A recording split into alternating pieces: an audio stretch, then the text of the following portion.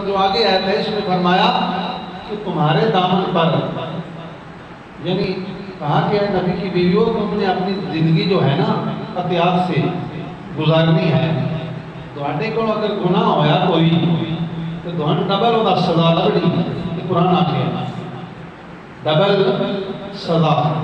اگر نیکی کی تھی تو ڈبل نیکیاں اجر ملے گا، ڈبل اجر ملے گا. یہ کیوں آخیا؟ اس واسطے آخیا کہ میرا نبی ہوئے جیڑا کائنات واسطے نبی بن کے آیا، جیڑا دنیا جہاں واسطے نبی بن کے آیا ہے. اگر تواڈے کول کوئی غلطی کمی پیشی ہوئی یہ داغ تواڈے اوتے نہیں. بھائی ساڈی ماں بہن کوئی غلطی کمی پیشی کرے وہ داغ آ کے فلانے دی دھی نے ایسا کر دیتا، فلانے دی بیٹی نے ایسا کر دیتا، وہ دے اوتے داغ ہوتا ہے. اللہ نے آخیا یہ داغ تواڈے تے نہیں ہونا.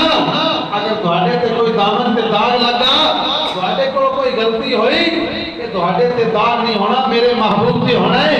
لہذا اپنی زندگی دھیان نال ایسا عمل نہیں کرنا. خبردار کیتا تو برادران اسلام اے او پاک بیویاں ہیں ازواج مطہرات. اللہ تعالیٰ نے حکم دیتا کہ جدو تساں اپنی آواز بولنا ہے اس ٹائم آواز جڑی ہے دروازے تے آن والے واسطے بھی احتیاط نال. دنیا کے آیتاں مختصر ٹائم ختم ہو گیا ہے تو ان آیتاں دے اندر یہ دسیا کہ تہاڈی آواز دا بھی، یعنی کہ اگر کہیں ایسا وقت آ جائے دروازے تے ہر بندہ نہیں ہے، دروازہ تے کوئی دستک دے تو تساں مطلب اس انداز کے اندر نہیں بولنا کہ گزرنے والا خود دل کے اندر غلط خیال تہاڈی آواز سن کے یعنی پیدا ہو جاوے. اس انداز کے اندر بولنا ہے کہ وہ برا سوچ بھی نہ سکے، برا خیال بھی نہ کر سکے. اور یہی سیرت ہے ساڑیاں ماما بہنوں واسطے بھی. نبی پاک صلی اللہ علیہ وسلم کی ازواج مطہرات واسطے جی سیرت اللہ نے قرآن دے اندر دسیے. اور اگے جتنی آیتاں ہیں نجات 5 آیتاں انما یرید اللہ لیذھب عنکم الرجس اہل البیت ویطہرکم تطہیرا تک جو آیات ہیں یہ ساری ازواج رسول کی شان میں ہیں، عظمت میں ہیں.